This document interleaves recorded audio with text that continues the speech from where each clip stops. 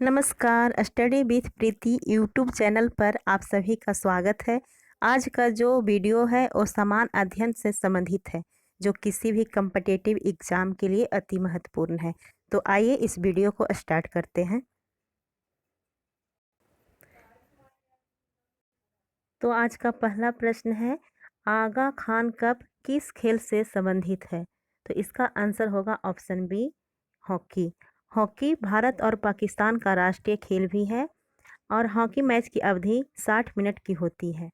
दूसरा प्रश्न, इनमें से कौन सी सबसे लंबी नदी है जिसका उद्गम भारत में हुआ है? ऑप्शन डी इसका सही आंसर होगा गंगा नदी।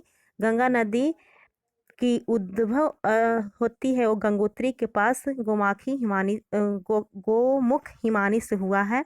गंगा नदी की लंबाई 25 किलोमीटर यानी 2525 किलोमीटर है। अब आगे का प्रश्न देखते हैं। प्रश्न नंबर 3, निम्नलिखित में से कौन सी धातु जल के साथ आसानी से अभिक्रिया कर सकती है?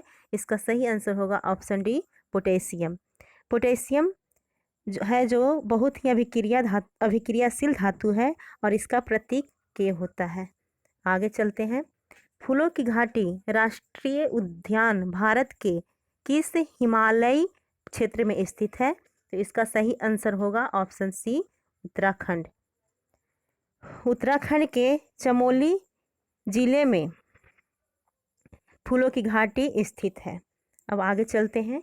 आगे का प्रश्न है, धोवन सोडा का रासायनिक सूत्र क्या है? इसका सही आंसर होगा ऑप्शन ए, Na2CO3 10H2O और इसका रासायनिक नाम होता है, इसका रासायनिक नाम जिसे हम इसे बुलाते हैं उसे कहते हैं सोडियम कार्बोनेट डेकाहाइड्रेट।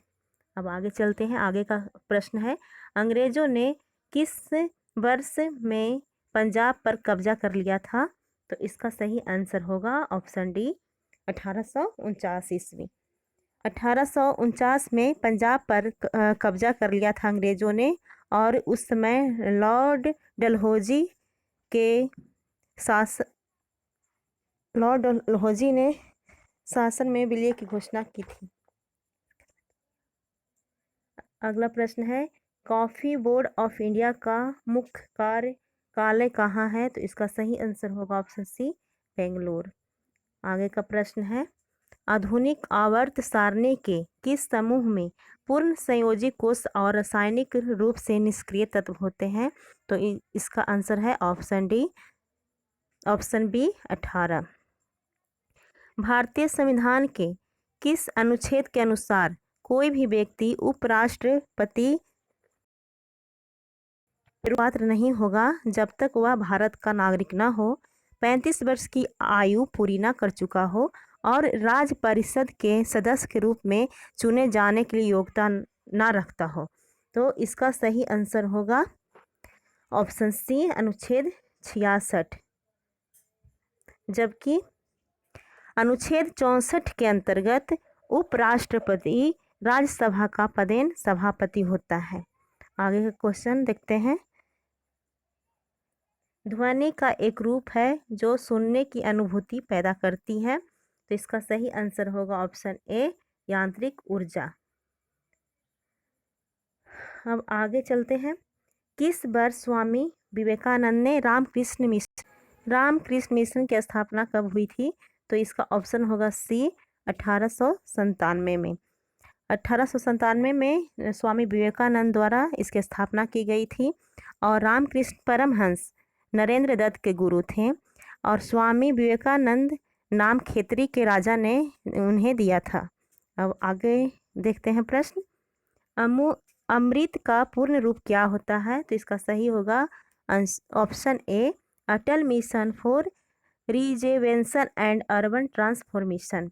आगे चलते हैं।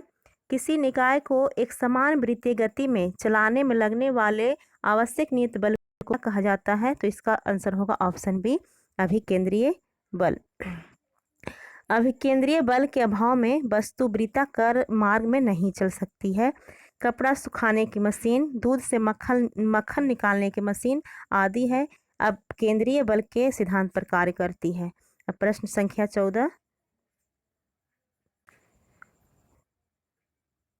सर्वोच्च न्यायालय के न्यायाधीश के रूप में योग्य होने के लिए एक व्यक्ति को उच्च न्यायालय में कितने वर्ष की न्यूनतम अवधि तक कार्य का अनुभव होना चाहिए? तो इसका आंसर होगा ऑप्शन बी 10 वर्ष।